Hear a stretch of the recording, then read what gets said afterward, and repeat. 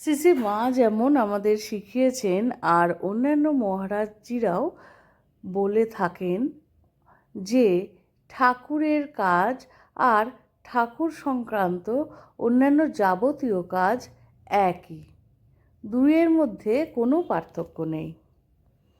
তেমনি পূজ্যপাদ স্বামী প্রেমেশানন্দজি মহারাজজিও একই কথা বলেছেন।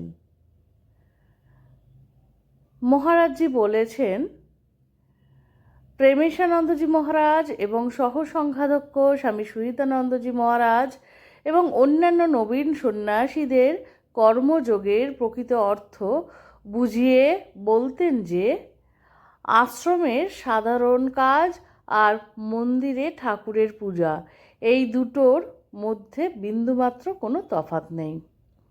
তিনি শিখিয়েছিলেন আশ্রমের উঠোন পরিষ্কার করা, আনাজ কাটা বা দরিদ্র রোগীদের সেবা করা এগুলো নিছক কোনো জাগতিক কাজ বা ডিউটি নয়, এগুলো হলো সাক্ষাৎ শ্রীরামকৃষ্ণের সেবা। ঠাকুর যেমন মন্দিরে মূর্তিতে বসে আছেন, তেমনি তিনি আশ্রমের প্রতিটি ধূলিকণা এবং আর্ত মানুষের মধ্যে বিরাজ করছেন। সুহিতানন্দজি মহারাজ তার প্রবীণদের এই শিক্ষাকে নিজের জীবনে পুরোপুরি গ্রহণ করেছিলেন।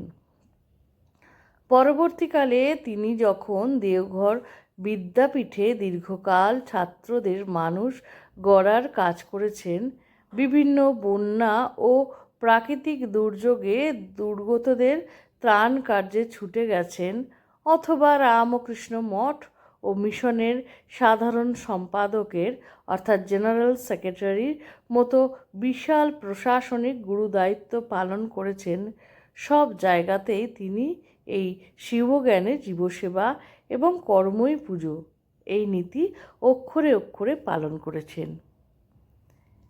এই মহৎ ব্যক্তিত্বদের কাজ তথা মুখের বাণী থেকে আমরা শিক্ষা নিয়ে চলতে পারি। আমরা যখনই কোনো কাজ করব, তা আমাদের ডিউটি বা কাজে না ভেবে সেটা ঠাকুরের কোনো কাজ ভাবতেই পারি।